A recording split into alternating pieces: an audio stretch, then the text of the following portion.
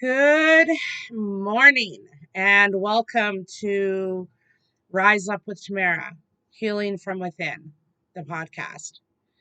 And I'm coming to you live this morning, and it is October 23, 2023, and it's been, I feel like a hot minute since I last did a podcast. And, part of that is my own healing journey that I've been going through. I made a suggestion box and I told everyone to comment and let me know topics that they wanted me to talk about on my podcasts that would benefit them or benefit others. And so one of my near and dear friends, Miss Riley June, uh, suggested overcoming addictions. And so that's what we're going to talk about today. Um, if you don't know who I am, my name is Tamara. My friends call me Tammy or Tam Tam. And I am a spiritual medium. I am a spiritual healer. I am a life coach, a spiritual coach, and an all around person that cares and loves authentically.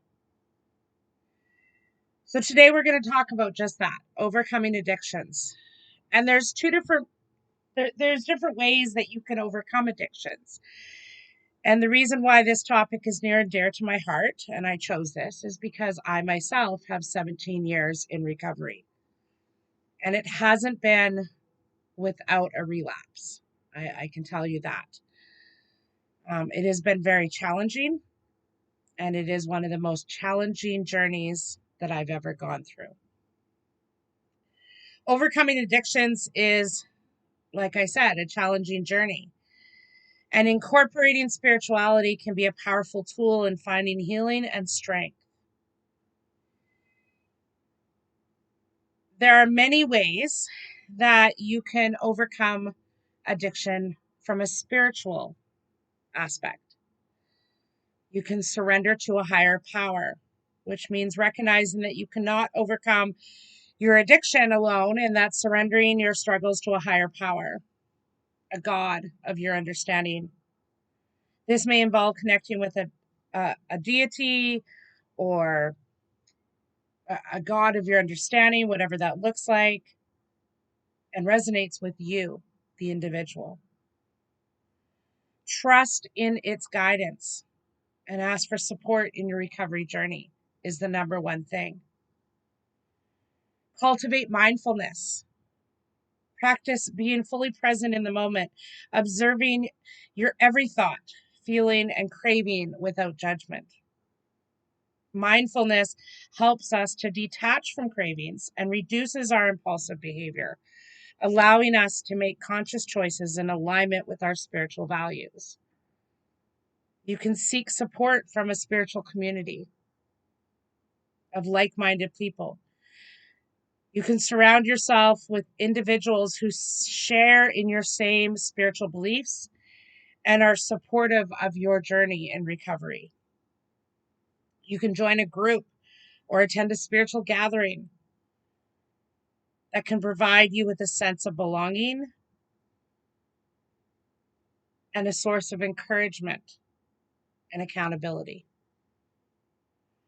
You can practice the art, and I call it an art, of self-reflection and inner work, engaging in practices such as meditation,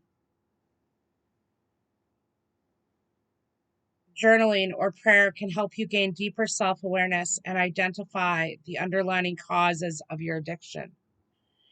You can explore the spiritual root of your addiction and work towards healing and transforming those areas of your life. You can embrace gratitude and positive affirmations and bring those into your everyday life. You can surround yourself with positive belief system, positive mindset, and positive behaviors. Connecting with nature. Listen, that was my biggest aha, was being able to go outside and find the clarity of thought through every fresh breath. Spending time in nature, whether it's going for a walk in the park or just sitting in a meditation outdoors. Connecting with the natural world can bring a sense of peace and perspective and spiritual connection that can help you in your recovery. Learning to practice compassion and forgiveness, not just for others, but more importantly for ourselves as the addict. To be compassionate towards ourselves and to recognize that addiction is a very complex issue and that not everyone's going to understand it. That it's okay to release any feelings of guilt or shame through forgiveness of ourselves and then forgiveness of others. To cultivate self-love and understanding as you go through that healing journey. The most important thing I can leave with you is to remember that overcoming addiction is a personal process, and what works for one person may not work for another. It's important to find practices and approaches that resonate with your spiritual beliefs and support your personal growth. Seek out others, professionals to help you along your journey. When you build yourself up and you face what you need to face, you can succeed with the right strategies and support. There are different ways that worked for me in opposed to other people. So first and foremost, I had to acknowledge and accept that I was an addict. And I had to accept the need for change.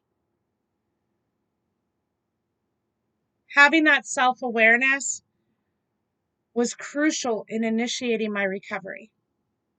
I had to seek out professional help, whether it's from a detox center or a safe home or a rehab center. For me, I did rehab.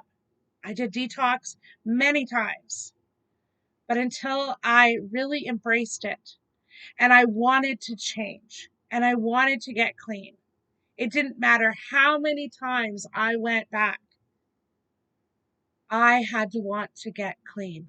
I had to want recovery. By seeking professional help, they can help you develop personal recovery plan. And having that resource available is so vital for your success. Next, I had to build a support system. I had to surround myself with a supportive network of friends and family and a support group who could understand and offer encouragement during my recovery. I had to be okay and open to sharing my experience with other people who have gone through the same similar struggles. And through that communication and through that openness, it was able to help me and provide for me valuable insights and motivations to stay clean. I had to set clear goals for myself, realistic and achievable goals for myself. And sometimes I had to break them down even smaller and manageable and make steps to maintain my focus and and track and write down my progress. I celebrated every milestone, even if it was just 1 hour, I was clean. One day, I was clean.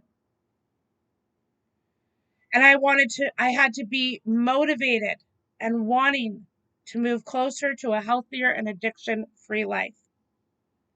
I had to develop healthy and habits and routines that I set before myself to replace my addictive behaviors with positive and healthy ones. Some of these could, for me, included exercise and engaging in hobbies or activities that I enjoyed, learning to practice self-care and maintaining a balanced lifestyle, and creating a structured routine helped me to provide stability and reduce the chances of a relapse. learning to practice mindfulness and self-care. And we talked about this earlier, learning about meditation and deep breathing and yoga and tapping, learning to how to manage stress and manage the cravings and to promote a sense of calm and self-awareness. Additionally, prioritizing my self-care routines to nurture my overall being. I had to stay motivated and stay resilient, and to recognize that setbacks are just part of my recovery journey.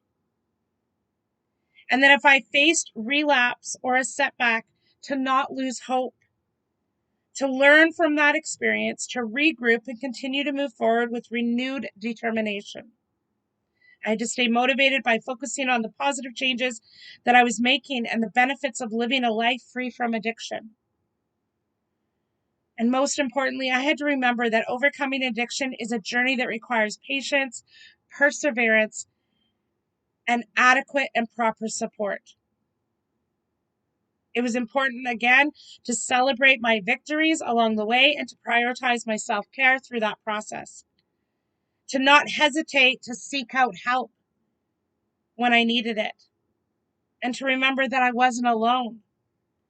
And that with the right mindset and the right resources available, that I could overcome my addiction and lead a fulfilling life.